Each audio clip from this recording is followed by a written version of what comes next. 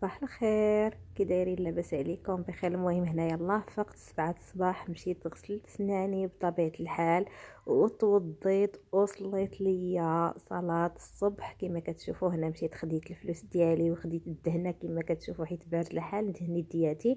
خديت 100 درهم، لقيت عندي هاد 20 درهم من المصروف ما دهشو داك العكر راه كنرطب فيه غير مرطب. هنا سديت الباب ديالي وخرجت باش ندير لا مارش شويه غير في البلاصه اللي ساكنه فيها.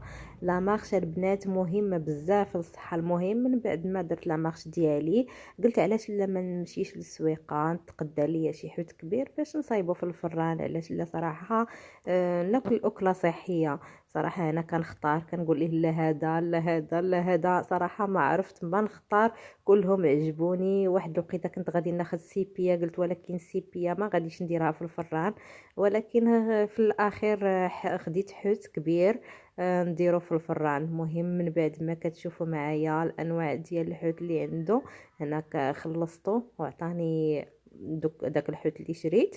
ومن بعد مشيت عند مول الزيتون حتى هو ناخذ المروزيه. ومن بعد هاني خارجه من السويقه وغادا الباتيسري كما كتشوفوا معايا تقديت باش فطرت.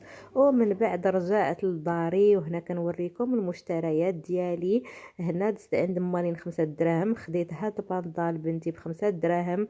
وعشقت هاد الكاس ديال القهوه، صراحه عندي في الاحمر وقلت لا علاش لا ما نزيد الصفر. عجبني وعشقته وخديته. وهنا الحوت اللي شريت كما كتشوفوا معايا كنوريكم غادي نصايبو مازال. والمروزيه ديال الحوت حتى هي كما كتشوفوا معايا.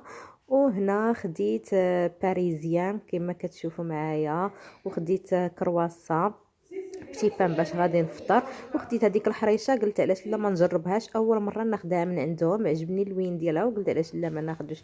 شكون بحالي البنات راه واخا عجنت راه عجنت، ولكن راه كناخذ باريزيان باش نفطر. ايوا هنا وجدت الفطور ديالي الحسوه ديالي كما كتشوفوا. الفطور ديالي كنتمنى ينال الاعجاب ديالكم وكنتمنى الفلوق ديالي يكون عجبكم. هنا جالسه كنشرب معكم قهوه. الى الفلوق الجاي ان شاء الله وكنوريكم ديك الحريجه جات فنه. يلا بسلام عليكم.